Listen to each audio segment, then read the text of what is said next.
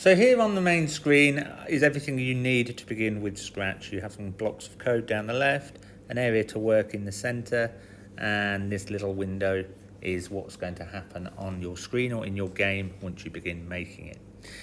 It's called a sprite. We're going to use this cat sprite to begin with, and this is sprite 1, but we're just going to begin with a simple block of code here, move 10 steps. Now nothing actually happens, but we have this green flag.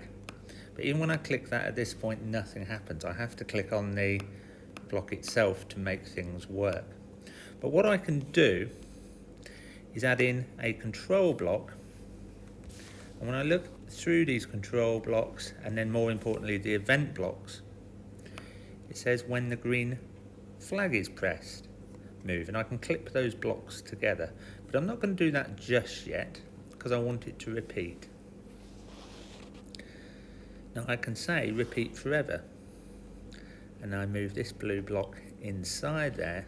So what will happen is it will continually move 10 steps and then repeat and repeat and repeat and repeat it when I press the green flag. So let's give that a try now. And off the cat goes to the edge of the screen there. So what I can do from this point now is actually I can say, well, I don't want you just to get to the edge of the screen and stop or disappear. What I want you to do is to come back the other way. So I look for a motion block here, which says if on the edge, bounce. And I add that in there. So now if it gets to the edge, it will bounce back the other way. Let's give that a little try. It's bounced, but it's gone upside down.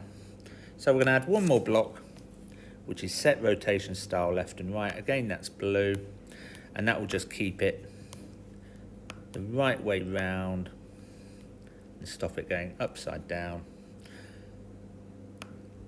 So now our little animal cat will continue doing that pretty much forever until we say otherwise.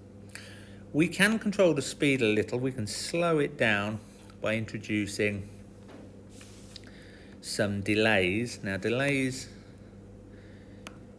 which you can add here, you can say wait using the control block, wait 1 second. Now wait 1 second, as long as it's inside that forever block, will really slow it down because it will only move every 1 second. But of course you don't have to have 1 second, you could have 0.1 seconds and you get a little bit more control. And you press play now and you have really slowed it down.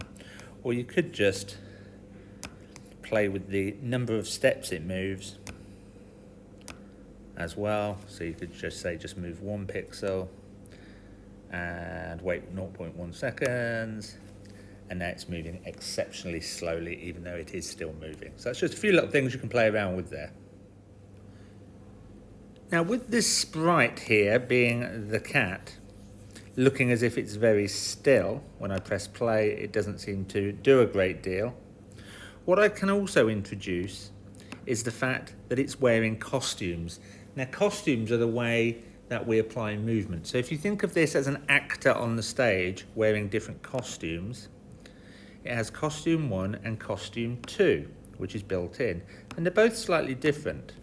So you can see how if I get it to switch between the 2 costumes, it could look like movement.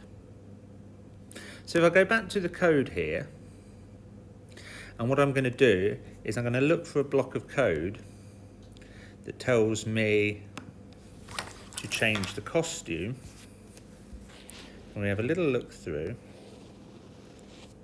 until we find one that says next costume.